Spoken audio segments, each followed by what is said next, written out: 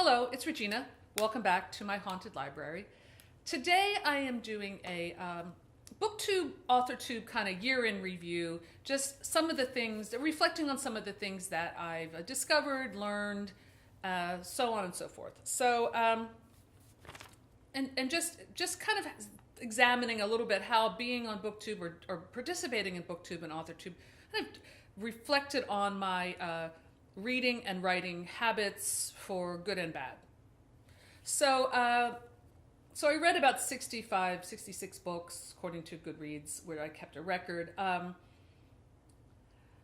And I think the one thing I saw in the books that I read is that I was influenced to read more YA because of watching BookTube. Not just before I was even started a BookTube channel 6 months ago. You know, I was watching BookTube for probably at least a year consistently.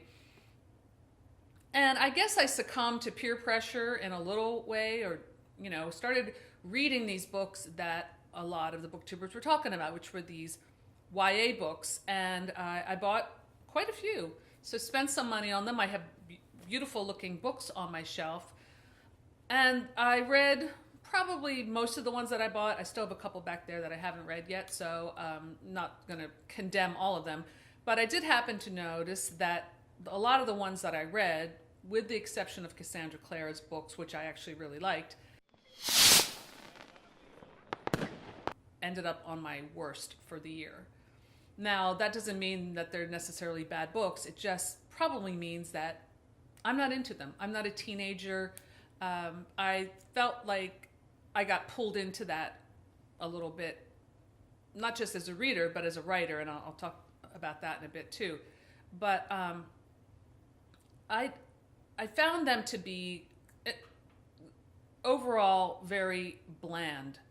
Now, that doesn't mean that I need, you know, like a sex scene every 5 minutes or cursing or adult content in order to be stimulated as a reader. I think it just means that I need adult ideas and themes and things that I'm interested in. And I did not find that in these books. Now, that doesn't mean that I can't appreciate a good children's classic, which I do, but this wasn't them. So I think that my lesson with that was that I got sucked in to the whole hype. And this is just my personal take on it, and, you know, that doesn't mean that they're bad. It's just that I didn't like it. Didn't like them. So my lesson here was don't succumb to peer pressure, or whatever you want to call it, YouTube pressure. Read what you want to read. And this is going forward, which is what I've done my entire life. And going forward, I'm just going to read whatever I want to read, whether that's a schlocky 80s horror paperback or some Nora Roberts romance book that I pick up at the library, which I did read for the first time last week, and I really enjoyed it. So I'm just going to go with the flow of whatever I want to read, emotionally go with the flow. I'm getting rid of my TBR. I just think it's a joke for me personally. I never stick to it, and to me it feels too much like school. And I don't want to be in school when I read. I want to read for pleasure. I want to read to escape work and stuff that I have to do. Reading for me has always been an escape. You know, when I was a kid, I grew up in the country, and we had a lot of kids in my household, and sometimes things would get kind of chaotic in my house. And if it was a beautiful day, summer day, or beautiful fall day, that's how I got away, was I would take my Laura Ingalls book or my Nancy Drew or whatever I was reading, and then when I got older, of course, my V.C. Andrews and my Stephen Kings, and I would go up into a field with my dogs or climb a tree. We had a maple tree that I would climb all the way to the top, and it had this branches kind of like a nest, and I would sit up there and read, and I would escape. When I was in school and I wanted to escape from homework, I would, you know, have a book under my desk. So I don't want to ever lose that. And I think this year, not that anyone else was putting this pressure on me, it was coming from me. I felt like, oh, I have to read all these books that these other people are reading. And no. I'm going to, for 2019, my reading resolution is to just read whatever the hell I want. and go with the flow. That's how you discover things, you know? So, you know, and also it's like I've noticed that just being on BookTube and even recently there have been a couple of my favorite booktubers who had addressed this idea of BookTube burnout. Now, I've not only been on BookTube 6 months, so I don't feel burnout at all. In fact, I feel like, oh, I love BookTube and it's great and I love making videos, but I don't have the pressure of tons of subscribers, you know. I don't feel that like, oh, I gotta keep building my subscription up. You know, I'm happy that one person watches my video. I mean, honestly, there's probably more pressure when you have success, a little taste of success, than when you have no success at all. So if you have, let's say, people are loving your content, I hate that word, but whatever, if people are loving your videos and giving you all kinds of positive feedback, and then you start, oh, I got to keep doing this because, you know, I'm getting that dopamine hit where people are liking me and maybe they want something from me, that they're enjoying me doing the same video every week, so I got to keep doing that.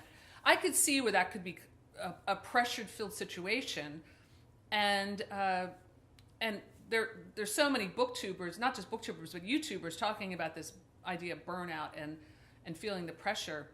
So yeah, I can see how that could happen. That hasn't happened to me because I'm not, you know, popular, but I could see where it could. So that's one thing I was aware of. So more freedom. For 2019, my theme is more freedom in what I read, more freedom in what I write, which I'll get to. So for this year, I was pretty productive. I self-published 5 works on Amazon, and I have a lot of backlog that I'm going through.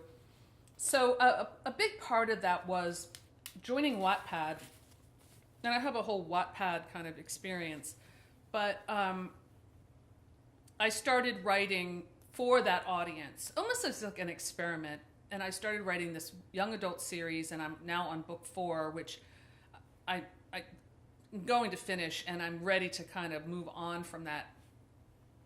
And I kind of felt the pressure in that situation where I was writing this, people were liking it, they kept wanting more, and I kept writing more to kind of keep on the merry-go-round. And I really felt myself getting pulled into that kind of matrix of Wattpad. And that's another reason why I was reading all this young adult, because it's like, well, you know, that's what's hot, and, you know, you got to write for that audience. So I was putting all this pressure on myself. And then my book got nominated for a Waddy Award this fall, and I was real excited, and I was on Wattpad all the time and kind of feeding my creative energy into this platform. And then I don't know, like checking Wattpad all the time for updates and all this stuff. All this stuff is building. And then it kind of crashed when I did not win. And at first I was disappointed, I'll be honest, and slightly bitter, because I was putting all this creative energy into it. And then I saw the silver lining, because I'm like, wait a second. If I had won, I would have been pulled into this thing even more. Now that I didn't win, I can step back from it. And I had even signed up to be an ambassador on that site. And I'm not here to trash Wattpad at all, because it's been a great experience. But as I dipped my feet into that a little bit, I was like, no. I don't want to put so much time and energy into any platform online, whether it's Facebook or Amazon or whatever. It's about freedom. It's about freedom up here and freedom in here. It's freedom for your time. I was not raised in the digital age. I'm much older. So for me, this is something that I've only embraced, you know, as a mature adult, not as a teenager, not as a young adult. So I can always go back to just reading a book in the library, or writing on a typewriter, or writing on a legal pad or something. I don't need to be sucked into this platform or any platform, because I think that for me,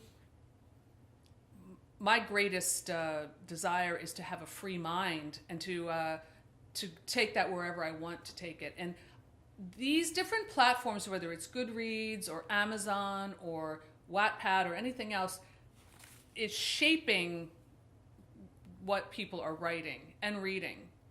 And not necessarily in a good way.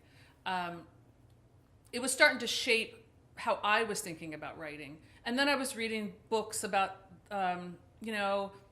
how to write for market and how to write, 5,000 words an hour and all this stuff. And it's like, when I'm like, wait a second, I'm a writer. I'm not a typist, for one thing.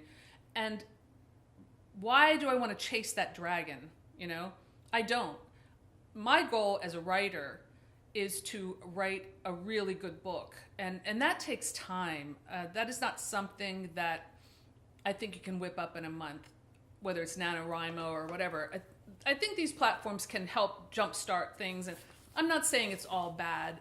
I think that it can be really fun to dip your feet into that a little bit. But I think if you start to allow that platform that was created by, who knows, God knows who these people are, it shapes what you're doing. So you find yourself writing about, I'm going to find this niche, I'm going to do like YA mermaids, and I'm going to write about this and be successful. And it's like, wait a second, I don't give a shit about mermaids. I don't give a shit about, writing what I'm writing, so why am I doing it? So you've got all these people following this advice, and everyone's kind of writing the same shitty book. So this is not what I want. So this was kind of my revelation this year after going through that a little bit, and not to say I had any great success at it. But, I did produce a lot. I want to keep writing the books that I want to write. And I've developed over time my own kind of method that's not connected with any platform. That is a slower, more methodical method, and that has left me with my two first novels, two books that I'm really proud of, because I did put the time in to develop the characters, to sit with the characters for a while, to get to know them, to speak in their voices, to outline.